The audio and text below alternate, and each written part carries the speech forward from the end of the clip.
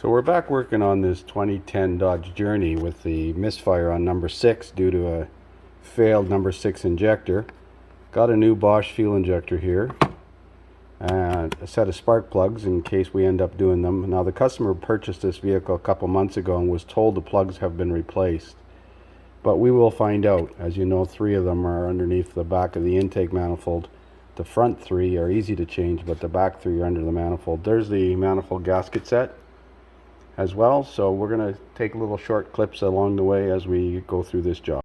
So I removed the air cleaner lid and air induction hose, disconnected the mass airflow sensor. Actually, that's not a mass airflow sensor, that's the throttle body and the map sensor on top here.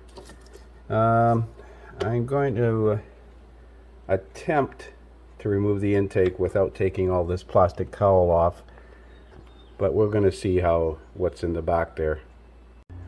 So disconnect the 2 bolts that hold the EGR tube on, remove the vacuum line to the brake booster, this vacuum hose and the PCV vacuum line down there.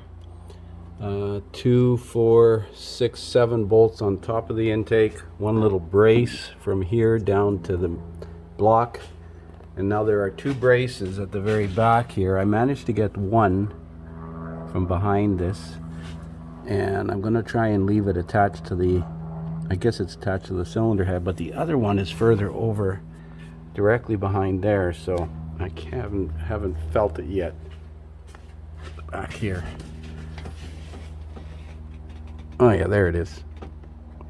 I can feel the brace.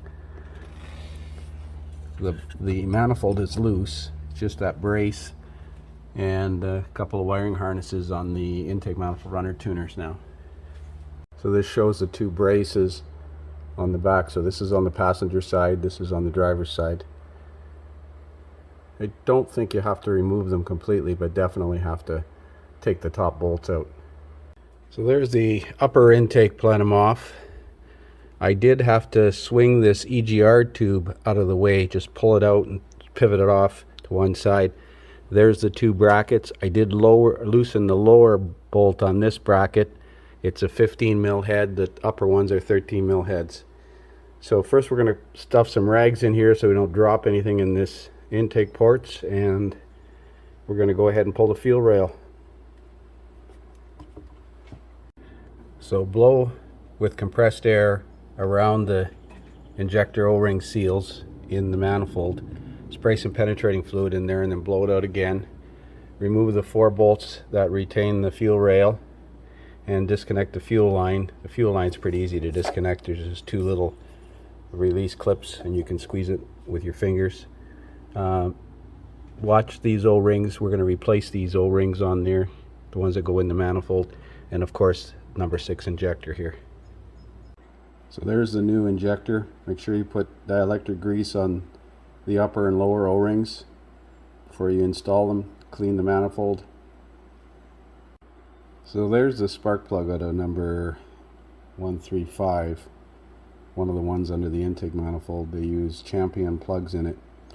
So they've been changed, so we're going to leave them alone. Well, I don't know. I'm looking at that plug. Come on, focus. Well, it doesn't look too bad. We're going to leave them in there. So there's the fuel rail reinstalled. New injector number 6. All the injectors plugged in. Dielectric grease on all the connectors. Cam sensor plugged in over here. This is the intake manifold runner control. Another one back there. Gasket surface cleaned. I'm going to pull the towels out in a second. New gasket on the manifold and a little dielectric grease on the manifold, ready to go back on. Just for your information, these bolts that hold down the fuel rail are also the lower intake manifold bolts. Start with this one, that one, that one. 20.5 foot-pounds it says. The upper intake plenum bolts are 105 inch-pounds. So there it is, back together and running again. Doesn't appear to be misfiring. We're going to clear the codes from it and have a look at some fuel trims and stuff. Okay, so I'm loading the vehicle record. way fitted systems. I'm just going to go straight into the engine and see what codes it's got right now. Intake air temp sensor. Oh, I got the intake air sensor unplugged. I'll put the air induction system back on and clear the codes. Got to do that with key on, engine off. So we're going to clear codes now that I've got the intake air temp sensor plugged in. And we're going to go back and just read. Okay. Look at some engine data. Actually, let's reset the fuel trims too. Actually, we'll do all adaptive memory. That'll reset the fuel trims. Let's have a look at data.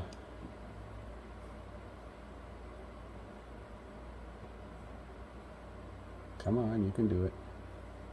And we'll start it up.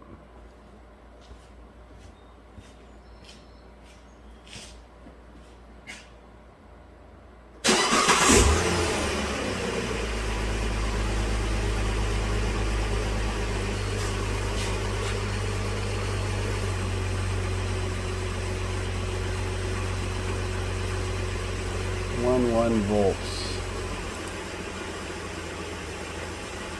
And it's in closed loop already. Just went to closed loop. Switching rich lean already. Okay, so we're going to take it for a road test, but I suspect it's going to be fine. We'll call this one fixed. Thanks for watching.